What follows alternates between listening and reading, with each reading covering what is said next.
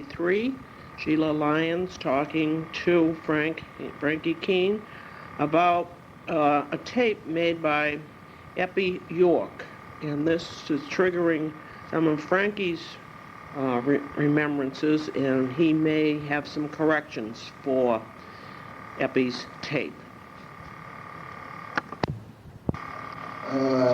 That store that Eppie mentioned as being Frank Keane, it was not our store. We lived in an apartment that was alongside of the store, and that store at that time was owned by Joseph Leahy.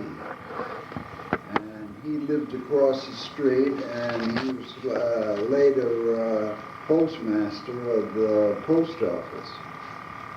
And then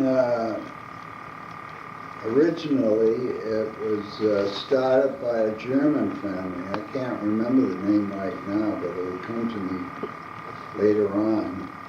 And they also had a tobacco store down where Higgins's tobacco store used to be. They had it before.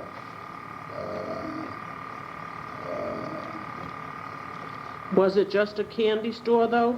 Just a candy store, and they sold milk and bread and maybe stuff like that. And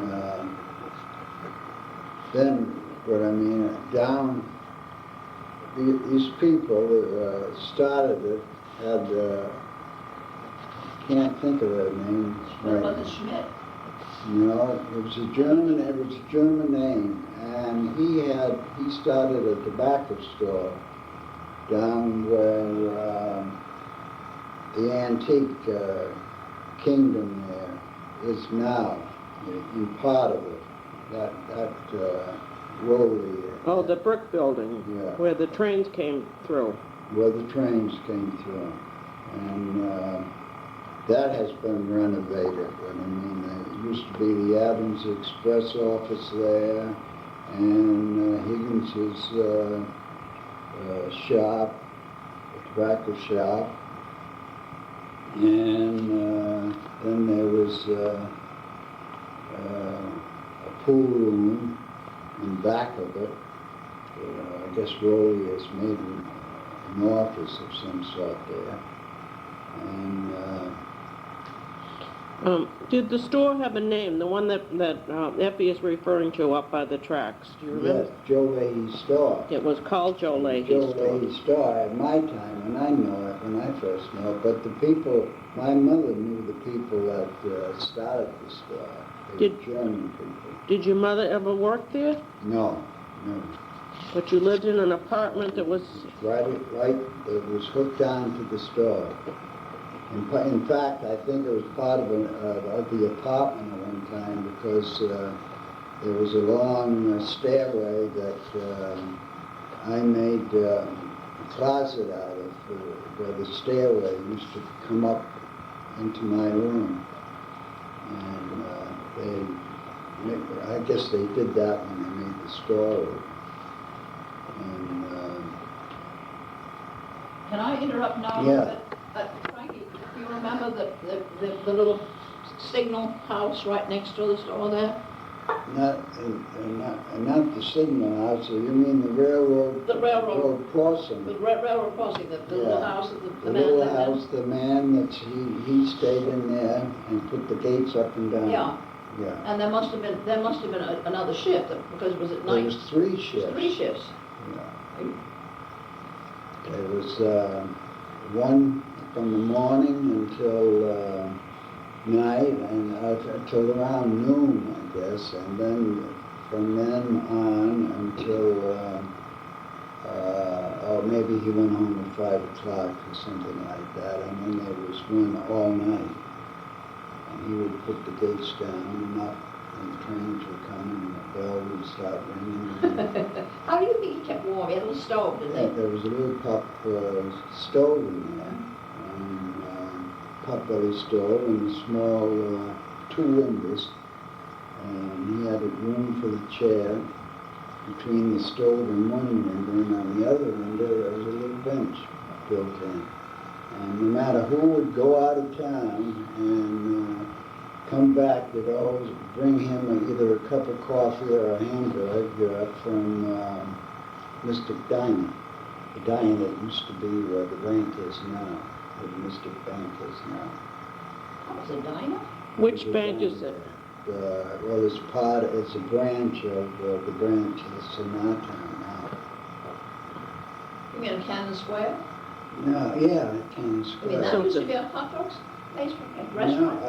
No, the one in Mystic.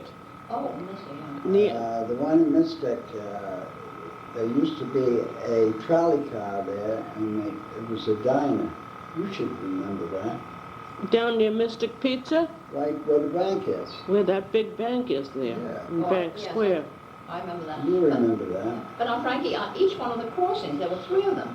There were Now the, you're talking about the railroad. yeah, Yeah, there was three crossings, but two crossings had that little house there. mhm. But the other crossing had the contraption that they used to sidetrack the cars and all that sort of thing.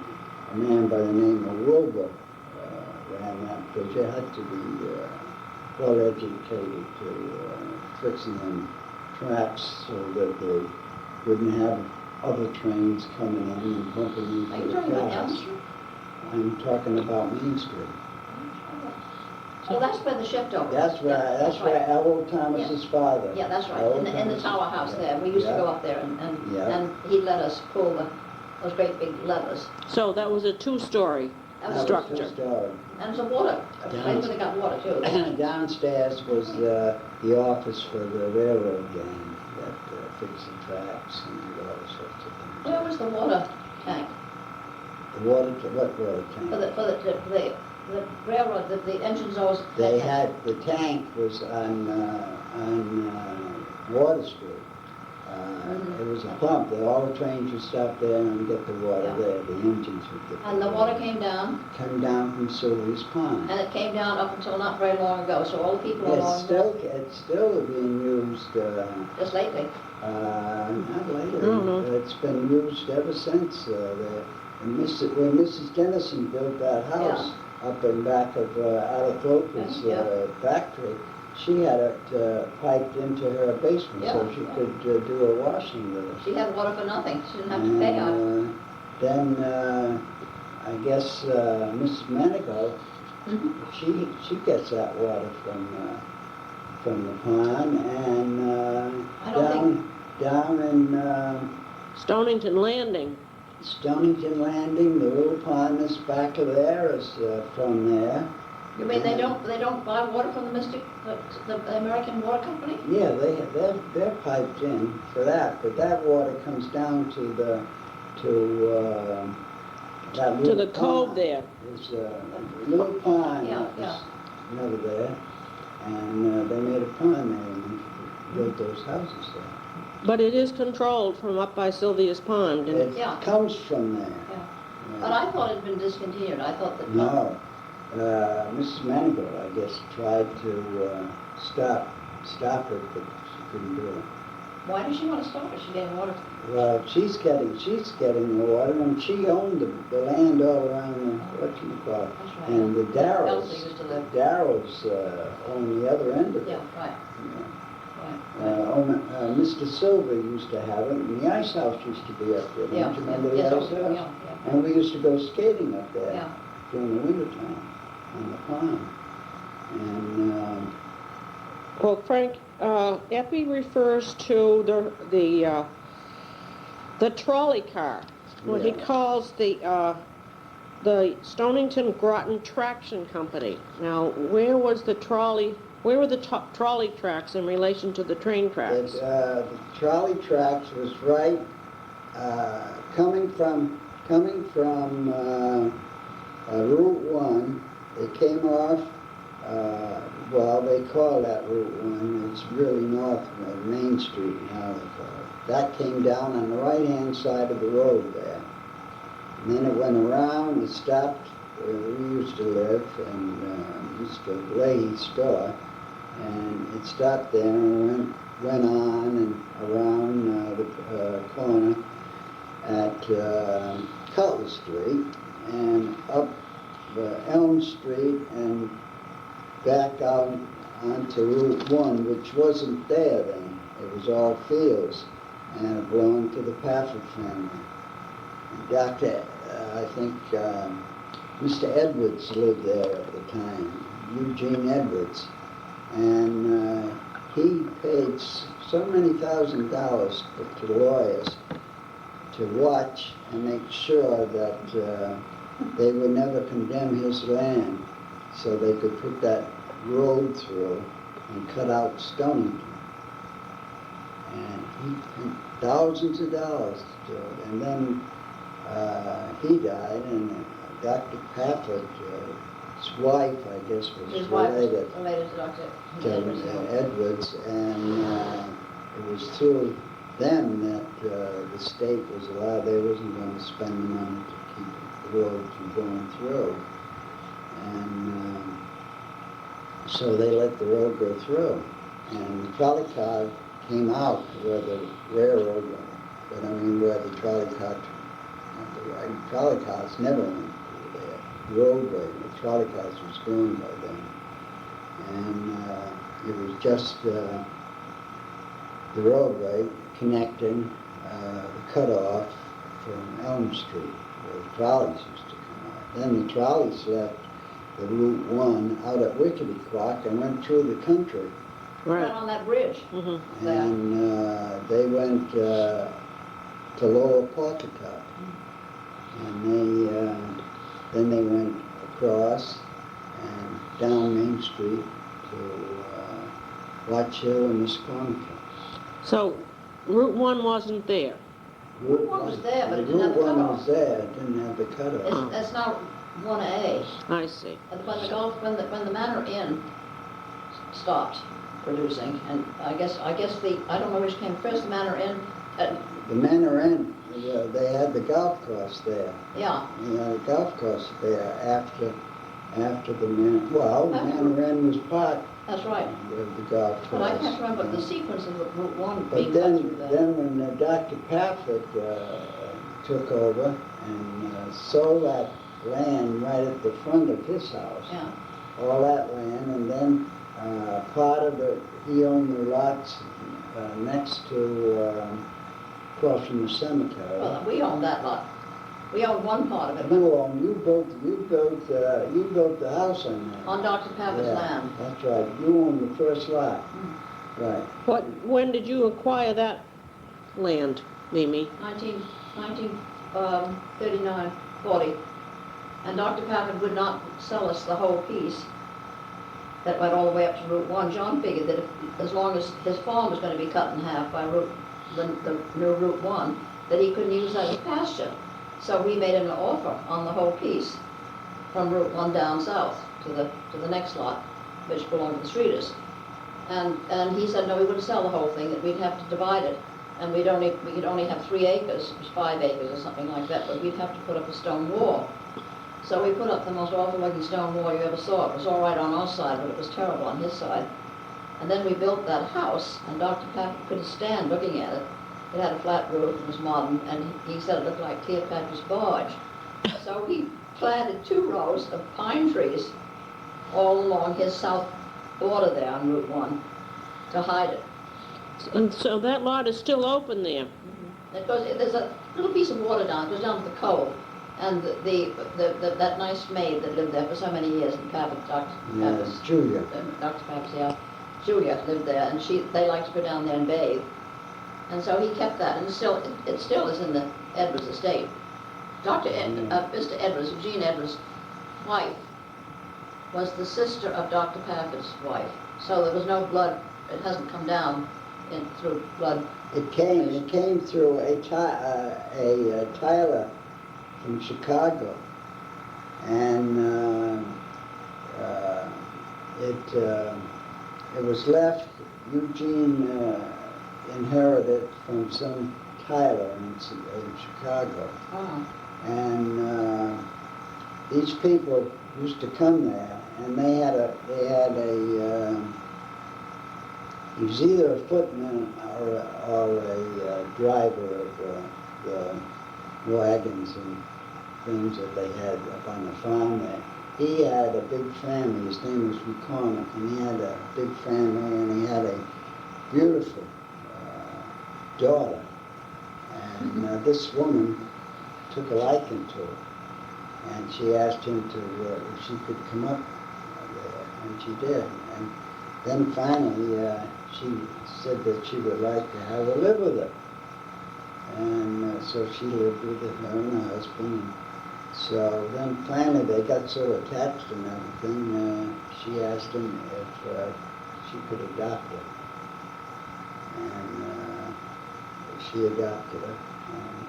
They took her back to Chicago, and then of course he or she died, and so then the girl, after the wife died, the girl inherited all the wealth and everything that they had, and so she went on and lived and got married, and so then she got old, and she called the police in Stonington. She had a lawyer call the police in Stonington to see if any of the McCormicks were still alive, because she never ever kept in contact with any of her family. And so they came to Carl, which is chief of police out there. And so he called me up one day and asked me if I knew the McCormick family. And I said, yes. I said, it was quite a big family. And so he came over and he talked to me, and he had questions that they wanted to be answered. I told him about it, and I never ever heard whatever happened, but she had died, or she was making out a will. So that's what. You're still talking about Tyler. Tyler. But then how did Gene Edwards get Gene there? Edwards was related to Tyler. Oh, I see. See, Because then he inherited it. He inherited the farm, and that farm was inherited by Dr. Pafford. Oh yes, sure. Because that was a big family. But Gene didn't have any children. No, Gene didn't have any children. And he was going to the dentist one time, and he used to drink quite a lot, and he was going across Lambert Cove, and the car went right off the bridge, Yeah, and they fished him out. I guess he said, damn it all. That's why he went. down there. He went down. He gave the driver of the truck that was behind him. I seen him go over, and he went over, and he was in maybe 6 feet of water, and he pulled him out of the car. Gene couldn't get out, and I heard him how true it was, but he gave him $5,000 or $10,000. So. All right, now we are making comments, or Frankie is making comments on Eppie's discussion of the drugstore, which he said was on the southeast corner of Wattawannock Square. If it's the same building that's still there now, that's the northeast corner, right, Frank? That's right. He said it was across the street from the southeast corner. Okay, Well, so... he said that was the only store in the borough, but Don't- it wasn't. There's another store up by the mill. Another drugstore. No, a regular little convenience store up there. Mm-hmm. That's what they call it now, but it wasn't. We didn't call that. And German family ran it, and they catered to the mill. They sold things to the mill hands and everything. Right there at the bottom of the Blue Avenue and Elias Street on the corner. I think the Higgins family live in it now. Oh, yes, that big house, the Yeah, the Higginson. steps is right in the corner of the building Mhm. that went into it. Tell us about working at Pete's, though. Well, I'll tell you something that was quite a thing. It was Eppie and his first wife. What was her name? Whose wife? Eppie's first wife. What was her name? Oh, Joanna. Was it Joe? We used to call her Joe, right? Yeah. Yeah. Well, she, when she first came, we used to make, like if anybody in town was sick and they needed a good cleaning out, they would go up to Pete's and Pete would make a Coney Island cocktail for them. And he would put some sarsaparilla juice in it, and then he'd take it and he would tip the glass so the juice would go all around the sides of the glass. And then he would take it out in the back room and put in a tablespoonful of castor oil. And, Oh, no. yeah, and then he would squish it. And he Put the fizz in. Put the fizz in. So they were going, Eppie and his wife and a few others. I don't know whether Hank Palmer was with them or not. But they were going up to Manor to a dance. Oh, So they stopped in to have a soda, and Eppie said, I was behind the counter. And Joe said, what are you having? And Eppie said, I guess it was a Coke or something. And he says, hey Frank, why don't you make her up a Coney Island cocktail? And she says, what's that? He said, oh, that's a drink. And he said, but you know, you've got to drink it fast, he says, and it makes you feel so good. So I made the Coney Island cocktail, and I said, now drink it fast. Then she realized, what it was. They went to the dance. Well, she didn't do much dancing. oh, that's terrible. Didn't they ever put liquor? Didn't Pete drink at all? I mean, he must have had a. He must have had. Did they have a alcohol back. still or anything Oh. out in that back room? No, he had, in those days, there was, Prohibition, was the it? days that they would vote prohibition, but I mean, they would vote to have a liquor license. Then the next group that got in, they won, and they didn't agree about alcohol being sold. They would take the license away from them, and they would have it down below and just sell it. And, but I didn't work there at the time. But weren't there I was any too pubs young. and stuff? Weren't there any Huh? saloons? Yeah, there was. Because he doesn't talk about any There was saloons. nine saloons in town. 9? Yeah. My God. I don't know where they all was. They're down in the basement I don't call it the Whistler House, I call it Stanton House. There was one down there, and there was one or two down the point. And then there was one in Paul Skepsis liquor store. And then there was one in back of where the coffee cup is in the front, the house on the next block. There was one there, and then there was one further down across from where Fanny Emerson lived. And there was one in the Burns house. How And the about- basement is still, the doorway is still there, and I don't know whether the bar's still there. What address would that be? Down at, That would be on corner of High and Northwest Street. what about down at the corner of Main Street and Diving Street where the Hallowells live now? Was there an actual speakeasy downstairs, or was that just decorated? Oh, that was owned by the Cowan family, Hallowells, and they own the Rickety Quad Casino And they had a daughter that was a singer, and she used to have parties there. Well, they fixed the basement up like a regular nightclub. They had a dance hall, they had a bar, and they had a real orchestra come and they had parties and they danced. Well, now, what date are you talking about? Before Prohibition we're talking about. Oh, I'm talking about during Prohibition and after Prohibition. And Mr. Cowan, his daughter lived there, and she married an Allison. Is that Lucy number one? Allison. That would be No, it is number It's one, number yes. one, Main Street.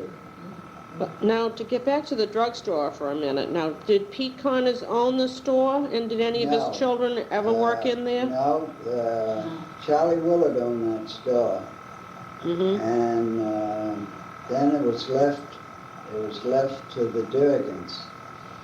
And Miss Durgan was the principal no, wait a minute, no. It was left to Charlie's nephew down in New Jersey, and he sold it to Pete Connors. And Pete owned it at the end. Was that part true about the no cherry syrup ever in the cherry Coke? Well, I never remembered that. Well, lemon Coke was popular too then, Yeah. so would you actually put some lemon extract Well, in there? maybe they would. They all had different kinds of drinks then. They would have a little shot of this or that. But And they, Pete Connors was very loved though, because for instance, Mrs. Henderson, when she was very short of cash, you know, she was he was a minister here, and she lived down here where the Perrine Ellen lives now, but he wouldn't charge her for prescriptions once in a while, and also Jean Edwards wouldn't charge her for milk sometimes. yeah, They were very philanthropic about the people that were poor here, because there wasn't anything, no social security to help you. But we almost knew those But people. everybody, in those days, everybody would, they were more friendly. And you would come over to the house and say, could I have a cup of sugar?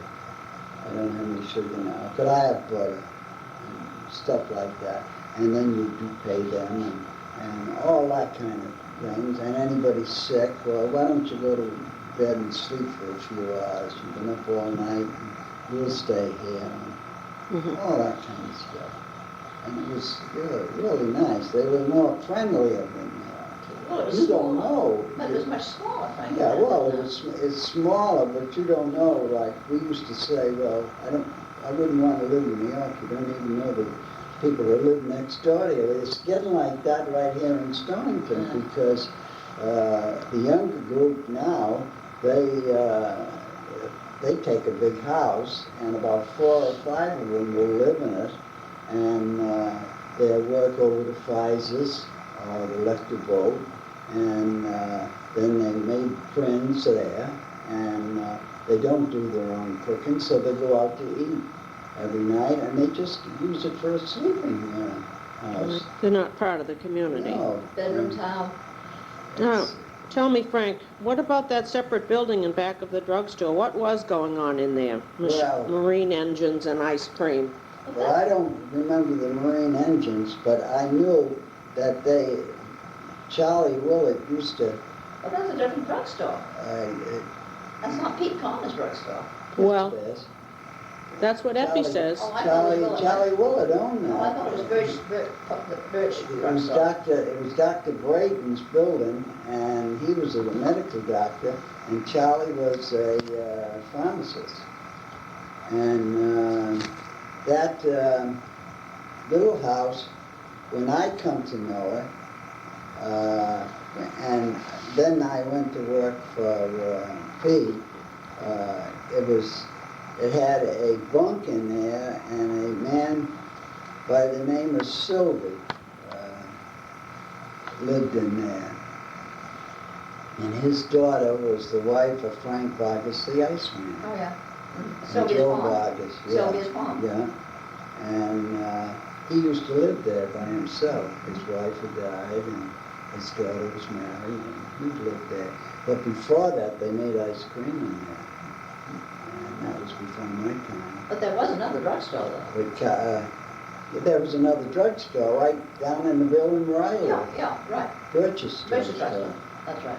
And my linen closet is where they used to go up and down, and his sister would make meals for him, send them down, and Dumb later. Oh, really? Silent butler. Yeah, and I would go to the floor, and then he made ice cream. He made strawberry ice cream, and he made it in the cellar. I remember that. Well, Frank, we're coming to the end of this side of the tape. We can resume on the other side, following Eppie's journey down Water Street and Main Street. Thank you. Waiting for Elwood. We were going to New London to the movies, and we were waiting for Elwood. Elwood was out in the kitchen with a great big white wash bowl that I would call it, filled up with bananas and milk, and he was having it for his supper. And we were all sitting in the front room, and she had a dozen cats. Anybody wanted to get rid of a cat, they'd take it up at night, and Mrs. Thomas leave it on her porch, and she could take it. Yeah, talk about wash. So there was a cat. I'll never forget, went over to June and got up on her lap. I guess she was afraid of cats. She picked it up and threw it across the room. And there was a big commotion, you know. It was fixed. She thought she was going to make a lot of money out of it. Breed these Persian cats. Does Effie say anything about the Sinclair Refining Company? About what? Sinclair Refining Company? No, I don't think he does. What was the Sinclair Refining Company? You remember the big tanks that were over across from Elwood's, right across from the park, and there was a gas station there. Sure, there was a gas station there. What street? What street? On Water Street. Right, You know where Dodson's store is now? Not the restaurant, but the store. Yeah. Yeah. Well, that was just about the location of the little house and office. There was an office in the back and a gas station in the front. And then there was these two huge tanks that held one of them was 80,000 and the other was 60,000 of oil. At that time, it was more of that heavy oil that they used in furnaces, not this light stuff they have now. Sure. And I was in an explosion there. And Oh, yes, he mentions that. you see that? He does. He Yeah. backtracks at the end and says, yes, there was something up there and that you were injured in an explosion there. Oh. And I got in. The boss came over, John Harvey, and he said the tanks they were loading the big tanks, and the railroad brought the tank cars down inside, and they were emptying, and then I said, he said to me, "What's that noise out there, Frank?" And he says, "It sounds like a motor laboring." And I said, "I don't know a thing about it up there." I said, and I said, "They're home for dinner." And he said, "Let's go out and take a look." So we went out, and they had a corrugated building there with a switch in it and pipes that led up to the tanks. And he looked in, and he said, "Oh, there's a leak, and that's what's making it go." So he says, "Pull the switch there." Well, there was an open switch, and I pulled the switch, and the fumes ignited and blew Harvey and I out the building. And I ran and jumped overboard and swam around underwater. And he laid on the ground and rolled around. and he got off. And I came out and I started running up to the house to call up the fire company. And gee, I kept pulling skin off him. Oh, And so I collapsed then. And You go to Mr. so, Thomas's house? Was that the nearest place to go to? no, we couldn't get to Thomas's house on account of the flames. Good God, how awful. So I ran back into the thing and shut the pipes off so the gasoline wouldn't keep coming from the car into the thing. And I got burnt bad. And I was in the house for 17 weeks, and they didn't have, Wesley Hospital wasn't here then. And Dr. Beale didn't want me to go to New London Hospital, so I had a nurse around the clock. And so they had this specialist come up from New York, and he looked at me. God, Frank, He you wasn't said- burned beside your hands. Huh? Yeah, just your hands? So No, my body, I was burnt just enough under the pot, whatever it is, you get your, like it was 55, oh, yeah, yes, so it was part of the percentage. body, Yeah, you yeah, die. right. And so I was just under that, and the skin specialist looked and said, Dr. Beale, we ought to do a lot of graft and skin. And Dr. Beale said, I don't think so. So they put me in, Dr. put me in, it's a rubber thing across the bed, and it went down, and they filled it with olive oil, ether, and lime water. And I laid in that. And 17 weeks. Good heavens, Frankie, how awful. And so then I got out of that, and the doctor had to come up and okay it for the insurance company and everything. Did you get some money? And he'd come up and he said they paid all the bills, and they paid a housekeeper for my mother. And then they said, I had a job for life and everything, but then they moved away, so I couldn't go away with them, and I stayed here. how So old were you then, Frank, when this all happened? I was just under the age where my signature didn't mean anything on the paper that I signed. Otherwise, I would have, if my mother had signed it. You were under 21? Yeah, so I was under 21. But I signed one paper, so it must have been 18 or something. I was about 17 or 18. And so the doctor looked me over, and he looked at Dr. Beale and said to Dr. Beale, what the hell are you doing in a small town like this? Dr. Beale said, I love it here, you understand? So that was, That's fabulous. Olive oil, ether, and lime water? Hmm. Yeah. And when you say you had to be in it, did you have to be in it all the I time? had to be in it all the time. And then they took me out of that, and then the nurse would rub my body with oil. Like mineral oil or baby oil or Some something? baby oil, I guess it was, or something like that. It was quite a thing. Oh, sounds like. It was Well, terrific. what happened to the clothing you had on when this happened? Did the fact that you jumped in the water help? You know, it's a funny thing. I jumped in cold water, of course. Mhm. The ocean was cold water. This happened in the winter time? And it happened in November. November. And I got a copy. I think I got a copy. Next time in the store, I've got you might have a copy of it. But 300, the 100th anniversary, I think it was, of Stone. And I think that's what it was. Anyway, Bill Haynes wrote the book. Right. So you jumped in the cold water, which turned out to have been a wise decision. It was but then it wasn't a wise. The doctors didn't believe in that. Oh. And it's just lately that they say to you, if you burn yourself, put your hand under the faucet with the cold water.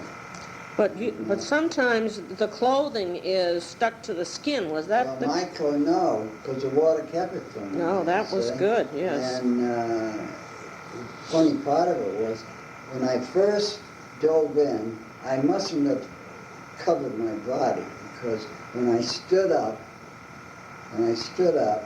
my clothes started burning again. Oh, wow. That was lucky you jumped into the water. I guess that really saved your life. Yeah, it saved my life. What about the other But side? when I woke up, I can just picture it today, and some nights I yell in my sleep. Yeah. And I can picture all my body, all over me right here. It was all this great big blisters. Oh, terribly painful, Frankie. The pain. Did they give you something for the pain? They kept me under morphine for Well, I was wondering, a long time. And I went up to Hartford. I had a doctor. My mother had two uncles that were doctors up there. And I went up there to visit on Sunday, I guess, with my mother. We drove up. And so I said to him, I started to have pains in my hands. And I said to him, have you got any morphine here? And he said, yeah. I said, could I have a tablet of it? And he says, do you know what you're taking? And Well, I was wondering if you had done... yes. And he said, well, so he called Dr. Beale up. And he said to Dr. Beale, now this was a long time after I got better. He said to Dr. Beale, what are you giving him? He says, you're giving him morphine. And Dr. Beale says, he's been off morphine for a long time. He says, they're just sugar tablets. Did you have a hard time getting off it? Huh? Did you have a hard time getting off it? So you weren't addicted to it? See, I was off it and for a long time, and I just asked for that because I was getting the pills from the drugstore at the time. Well, Frankie, after the fire, did they get rid of those tanks? Because that was a terrible thing to have right in the middle of the burrow. They didn't mind in those days. I mean, it's so terribly dangerous. If I hadn't turned those pipes off, that whole end of the town would have gone. God. Those tanks ever exploded. That was frightful. That's a terrible thing to have. What year was that about, Frank? What year were you born? I was born in 1910. 1910, so that was about 1920. About 1918, I say no. 1928. It was about 1928, just before the stock market crash. I was 29. Right. But did they, after that fire, did they keep on having those tanks there? They had them for a while. And the other question, Mimi, you asked was what happened to the other fellow? The other fellow came out. He just lay down, turned around, and everything, and he was burned terrible.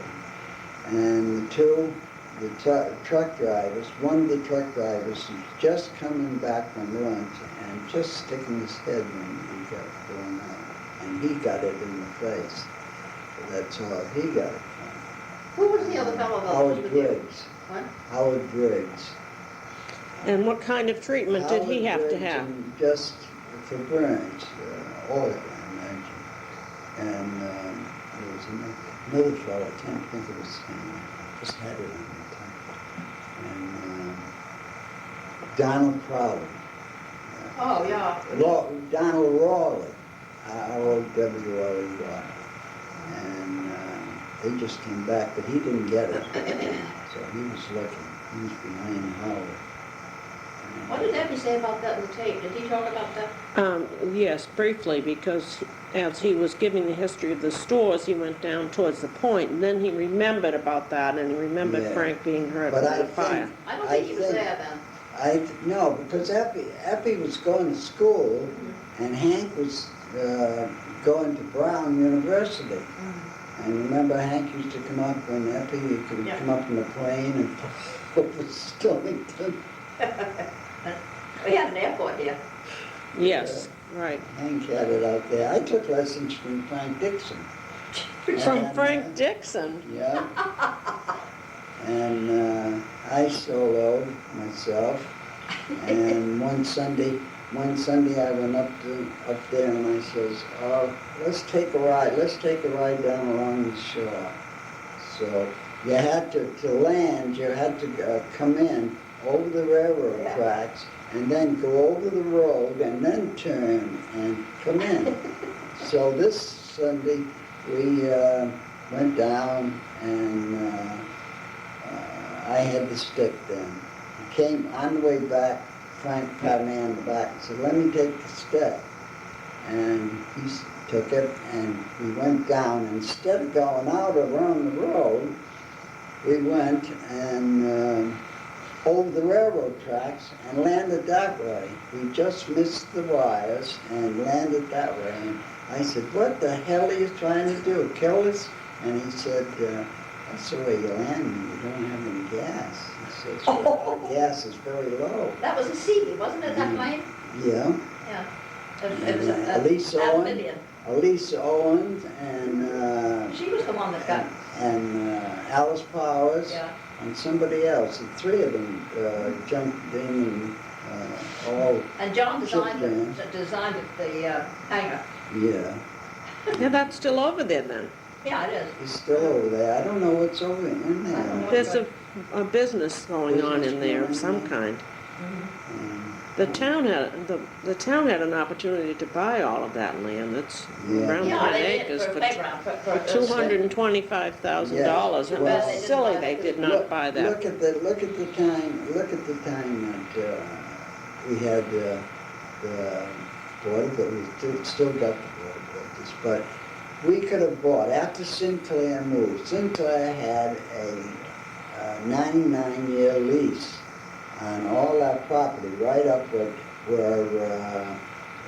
Bobby Jones and John Stone and Mr. whatchamacallit, where all those houses are built now. Down on- That land should never been sold. Never. Never. And Somebody but they made a heard lot of about it. money on They that. made a lot of money on it. And so we had a chance to buy where the town dock is now and where Pete Lesneski's fish market was for $30,000. And the people on the Board of Bridges said, "Oh, those are the days. Stupid. Those are the days if you had 10 people in your family and 20 cousins and everything, you was allowed to run and you'd get in." And a lot of these Portuguese people got in too, and they didn't know the value of money wouldn't mean or anything, and didn't look ahead. They wasn't looking ahead, and we could have got it for $30,000. Mr. Longo bought it. He sold Pete Lesneski his side of it for $90,000. He sold what we have now, belongs to the town, for $280,000. And we could have got it for $30,000. We also had a chance to buy the golf course Yeah. for $40,000 from Hank and Jones and who was the third one that was? John Bennis. John Binnis. And I talked to everybody on the north. I talked to Jack Rootfarmer and I talked to Sellers. I said, and Simmons. I said, why don't you form the syndicate and buy it, and then you can have whatever you want put over there that won't Sure. be bothersome to you. Oh no, they said they're not interested. Almost 3 rich men there, and Herbert Simmons says, "Oh no, I don't care what goes on." Boy, it makes me boil. Yeah. But 40,000, it was $40,000. Yeah. Well, what I mean, then everything, my God, those houses down on Hancock Street, you could buy a house down there by the Sea Village for $500. $500? $500. I bought my house on High Street for $7,000. Yeah. Well, Well, Margaret bought the house where Mrs. Owens lives now for $3,500. She was Harry Babcock's secretary. Yeah, right. And so Elizabeth Pendleton, it belonged to a cousin of hers out in California, and Margaret's husband said, see how much they want for it. Maybe we can buy it. And so Margaret told the penalty girl, Elizabeth. So Elizabeth wrote out and said, well, I've got one of my friends would like to buy the house. The woman didn't even know she had the house. It was in the foundation that they had or something. And she says, what do you think it's worth? And she said, Elizabeth said, it isn't worth too much. It's a lot of fixing up. My sister got it for $3,500. What year was that? That was, oh, God, I never remember. But, let's see. My sister died when she was 75, and she got married when she was 21, and that was the first house that she lived 54 in. years ago. And how long has she been dead? She's been dead 26 years now. She's been dead 26 years. Is that your sister Margaret? Yeah. No, she hasn't been dead 60 years. No, my mother's been dead. Your mother? 26 Your mother's years. been dead. Margaret's been dead about, 10 years. 10 years, I guess. No, maybe not even that long. I remember when she died. It wasn't So, maybe 8 years or so. I can never figure those things out. In 60, see, 69,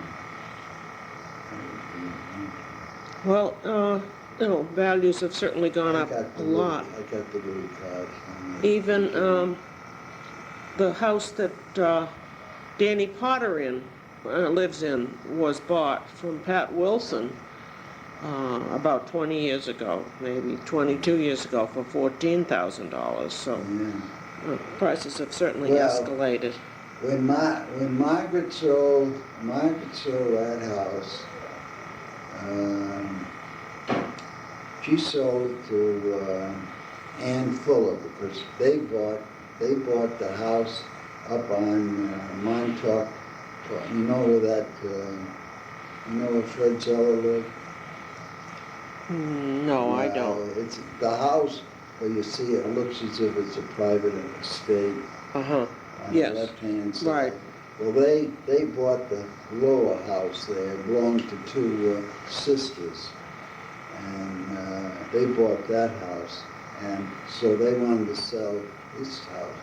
And Carl told them how much they paid for it.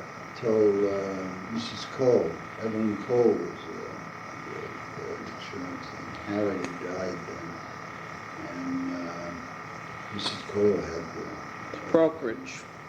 and no, Mrs. Walter Cole, Senior. The real estate broker. Yeah, and she had it, and Carl said, "Well, I paid $3,500 for it, and I fixed it all up, and it's been painted, and you won't need any more paint," he says, "for another 20 years," he says, because they use aluminum paint and then paint with oil. I know, and that lasted forever. And so he said, I would say about $6,000. Evan Cole says, no. She says, you don't want to sell for $6,000. And he says, oh, I'm getting my money back. And she sold it for $7,500. And then that was when the prices of the houses went up. Which house was this you're talking about? Right across from the town clock. You know where Winch Sure. lives, Right. in the road, in the house on the corner, the White House on the corner. It's Miss Owens. What was her husband, a doctor in Rowena Owens' house? Rowena. Yeah. What was the name of the people that rented that house, and he was burned off the attractive people who lived in Boston, and he lived in Across the street? Charlie Curtis. And then after he was burned, he was burned to death in the little house that Mrs. Holmes finally went and lived in, that Inga McCabe lives in now, Inga Elliott. Yeah. And Oh, then, Mr. Curtis. yeah, Mrs. Curtis and Frances Curtis, and then she moved into that house that you're talking about Yeah. on Pearl Street. Because the Curtis girl was a friend of June's. Yeah, that's right, yeah, that's right, their daughter, yeah. Yeah, she was married before, and then she married him when he was an old man. They came from Boston. Yeah, but that wasn't June, she wasn't June's age. She was older than me. Yeah, Much older than me. no, that girl, she had a daughter. When Oh, she she had come a to daughter. come to Stonington, she had a daughter about June's age. Oh, Because June had the little yellow car, roadster, remember? and what? The little yellow car, the roadster, the Chevrolet Roadster. And her and June used to go out in that. Used to take me to Oh. work a couple of times, and I worked in the summer there. Charlie Curtis had something to do with Harper's Bazaar, Harper's Magazine Publishing. I don't know what he was, but he was very well known in Boston. Carl was coming up there the day that the house was burning and carried him out. He Oh. saved his life. He died. Yeah, afterwards. Oh, They he put died him in the house. They put him in the hospital. Oh, then he died. Wow. He was coming along, and then all of a sudden, pop. He was That having a house has heart had quite a attack. history. Yeah. The Breed House. called Jimmy Cleveland lived in there. remember that one. Yeah, well, he was an old family, and he didn't work or anything, but God, I'll never forget, we went in to take him to the hospital. I was on the ambulance car then, and we went in, and we had to walk in a pathway, all the newspapers were way up like that, in his bedroom, and his bed, all the newspapers were way up like that. God. You're talking about the Breed House. It's Where it's- Elliot's lived Yeah, now. it's called the Breed House. You know, so many different people have lived in these houses that what I do is I just call them by the first person Yeah. that I knew that, you know, I call Cove Lawn, and Gray Knoll. Well, Red Brook. I used to call the house down across house across from hardware store, Binless's hardware store. I used to call that Mr. Stiver's house. He was the head of the Boy Scouts. Sure, I wasn't even one of the men. And he was an antique dealer too. Yeah, and I can just see. not Griff Cole, but was it Griffith Cole? Yeah, Griffith Cove. Lived there. Yeah. And I said to him, "Oh, that was Mr. Stiver's house." And this was about 10 or 12 years after he had been living there or something. He said, "How the hell long do you have to live in Stone?" That's right. Yeah, he was the official painter for the W1, Yeah. World War I. Well, yeah. And that was why he built that studio. His wife committed She suicide. committed suicide. Yeah. One March Up day, in- she took a little dog, walked Yeah, up to the went up to cemetery, and Sylvia's drowned in that pond, little wasn't pool it? pond. There's a window in the Calvary Church from Stivers. Is that the same man? Oh, Or same family? I don't know. Might have been. Stuyvesant, his name was, wasn't it? Stivers. Stivers, Yeah, yes. Stuyvesant. I Yeah, don't know, right. yeah, I suppose so. He was the head of the Boy Scouts. He was very attractive, very tall, very good Very looking. tall man, nice looking man. I don't I think can't remember his wife, I don't because I either. didn't see it. How about Mr. Potter? Oh, yeah, he bought his Love paint Mr. shop. Potter. That was. We used to spend quite a lot of time with Mr. Potter. And then Effie used to spend a lot of time with Mr. Ford. Yeah. And Hank's sister, Puddle. She used to pretend that she was Mr. Ford. She'd put on a collar, because he remember had an Adam's apple. He was English. Yeah. He had an Adam's apple. She used to put a shirt on. I said, no, I'm Mr. Ford. Because the shirt would never fit around his Adam's apple. It was always coming way out here with his Adam's apple. He was a nice guy. Effie talks about him in his tape.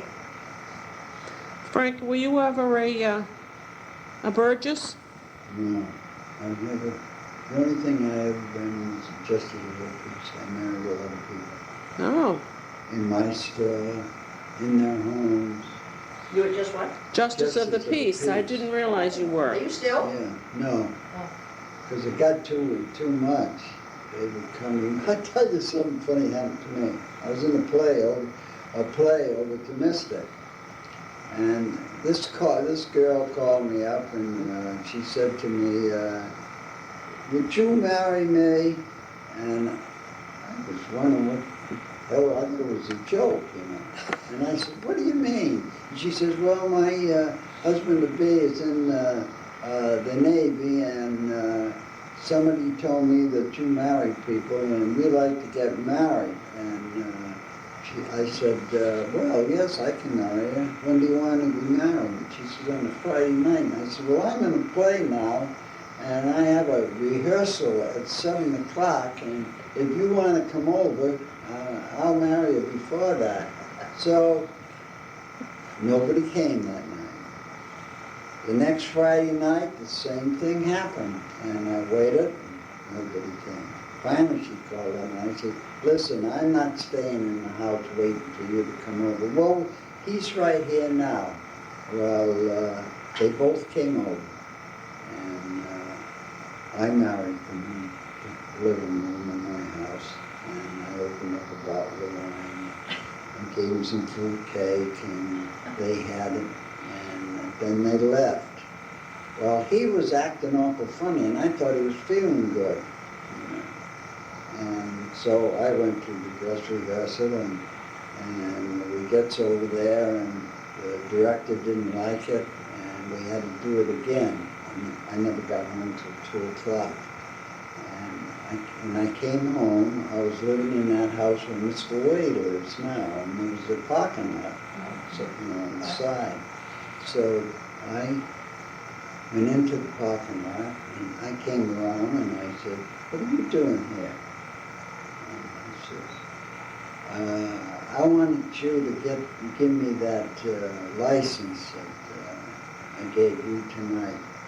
He says, when you married us. And I said, what do you mean? And he says, well, I don't want to be married. And he says, all you have to do is just tear it up. And he said, nobody will know about it. And I says, well, then I got scared because he was feeling good then. And I said, I'm sorry, but when you people left and I was on the way to the rehearsal, I just dropped it in the mail. It'll be up to the town hall. I said, you can go up to town hall tomorrow morning and talk to them about it. I said, as far as I'm concerned, I could never give it to you anyway. And it was right laying in the house on the table. And I got into the house. Good for you. And I got into the house, and I called the police. And I was afraid that something would happen to me. You know, they'd come break in or something. He wouldn't believe me. And, but he didn't. He sat there for about another hour, and then he left. But the cop came down, and the cop's car kept going around, around, around. And that was... Well, were they still married? I mean, were they legally married? Yeah, of course they were legally Well, except that married. he might have been married before, you see. He might, he might have been a bigamist. He might have been bigamist, yeah. So that was one of my excitements. Well, I think I better go. I got to down and get my girl. But this has been good. It's been wonderful. Eased me up a little bit. I get tight about this time of the night. But sometime in an evening would be good. But you're always in the store in the evening, aren't you? No, I get out of there at 6 o'clock. Oh, yeah, Okay, right. so we can do it maybe someday next week. We can Yeah. Finish, listen to the rest of the And you'd tape. probably like to hear the other tape, too, Yeah. Effie's other tape.